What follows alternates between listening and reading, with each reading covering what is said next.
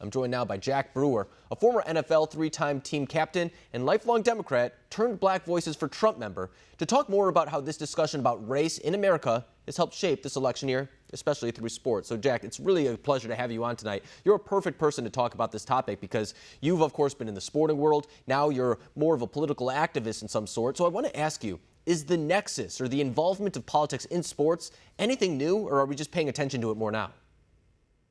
I think it's always been there. I think what you're seeing now is, we have a society that's just so addicted to social media, addicted to Twitter and, Facebook and all the other platforms. And so you're seeing things real time and everybody's opinion is heard. And I think that is why you see, such emotion being poured out across our nation. We don't give anything the opportunity to play out.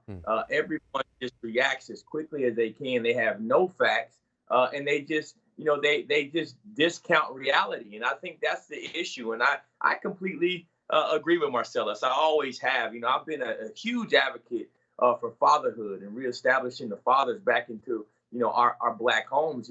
We have so many people that want to complain about the things that happen in our society, when the majority of the things that are happening in the Black community come as a result of fatherlessness. We have 71% of all of our high school dropouts, over 2.1 million high school dropouts per year in America, and 71% of them are fatherless. You're 20 times more likely to go to prison if you're fatherless.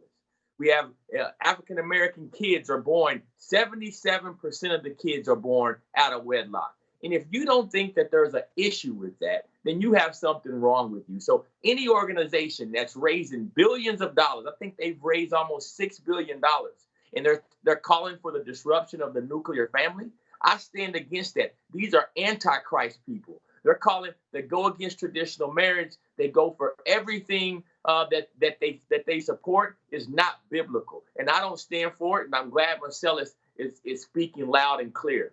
And Jack, you lay out several problems that face the Black community in particular, that disproportionately, for example, because there are some things that you talked about, whether it's mental health issues or, for example, fatherless issues, that exist all across the political spectrum, all across demographics as well, but it is disproportionately affecting Black communities. And I think that when we have this conversation, it's important to talk about those types of issues, but when it gets too political or people want to make it too much about their own agenda, if you will, you're not trying to address those issues anymore. And I think that's one issue that a lot of people, such as yourself, Marcellus Wiley, take issue with when it comes to the Black Lives Matter organization, not the movement itself, but it has a subliminal agenda behind it. When you talk about doing away with the nuclear family, things of that sort, that's something that a lot of people just don't agree with. So I want to ask you, what is the way to address those issues in a way that could make substantial change?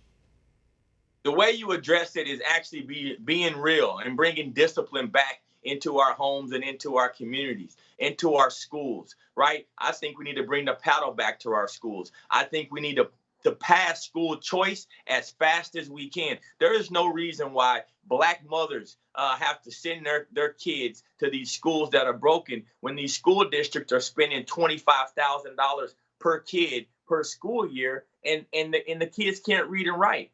We have reading and math proficiency levels that are worse than third world countries in many of our inner cities. That is not okay. As Americans, we should all stand up against that. We need to start bringing back discipline into our homes. We need to start allowing our religious institutions, our charter schools, to step in and help our kids get some morality and spirituality. And I also think that our churches need to stand up. I think our clergymen need to stand up. Our churches need to stand up and stop siding with these antichrists and start standing up for the word of God and getting spirituality back into our kids, where they respect people, they respect law enforcement, they respect their teachers, and they respect all authority. We've lost respect as a nation. People feel that they can say whatever they want, however they want. And it's gotten to a point where we've lost the morality of our country, which is really at the core of our issues. And I think that it's an issue, too, that we could hope to see some development on. I mean, you brought up earlier that some people sometimes have a knee-jerk reaction, and whatever they hear that night or want to regurgitate that night is the idea that they take with them all along. And we're in a time right now where it seems like certain sides don't want to hear the truth or don't want to look at the facts of certain circumstances. And I think that you are a good individual of this because you started off as a Democrat, if I'm not mistaken, and then you made that transition to being a Republican, so much so that you spoke at the RNC this year. So I want to ask you, what is persuasive and what can really change someone's mind to coming around to the other side? Is it having a different perspective, hearing from other voices, looking at different facts? What did it for you? What did it for me was just really starting to understand the policies, right? I go into prisons and I teach prisoners, and I didn't realize that it was the Democratic Party that passed the mass incarceration bills that put mandatory minimums on millions of Black fathers across the nation. I didn't understand that before. I didn't understand really what were the root of the abortion laws and Planned Parenthood and Margaret Sanger and all of these people who passed these policies that have really crippled Black America. Over 20 million Black babies aborted. And so when I started to understand all of these policies, I realized that they really didn't align with my morality. They didn't align with who I was. And so I had to be awakened. I couldn't listen to what my grandparents and what my peers and communities all taught me and said. I had to break out, and I'm so glad that I did. And my goal is to just speak truth to people. So many people say, you say we're Christians, we say we're walking with God. Well, stop voting to abort all these babies. Let's really stand up for the principles that we speak and say that we stand up for. And we got to stand up for law and order. We can't continue to let this lawlessness take over our streets, because at the end of the day, the neighborhoods that are getting burned, the neighborhoods that are going to be left in ruin are the lower income Black neighborhoods and areas. And that's what's happening. When I go to Minneapolis, the place where I went to college and proudly played for the Minnesota Vikings, helped serve that community. When I go there, it makes me sick to my stomach to see it looks like it's a war-torn country.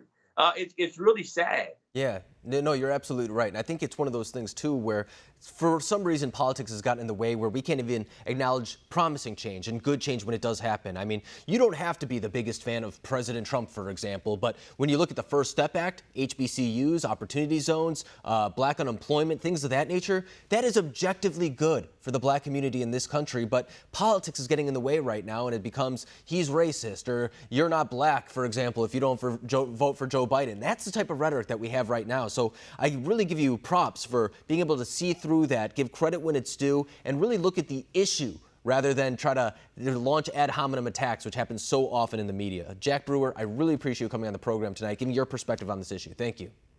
Thank you, guys, and God bless you.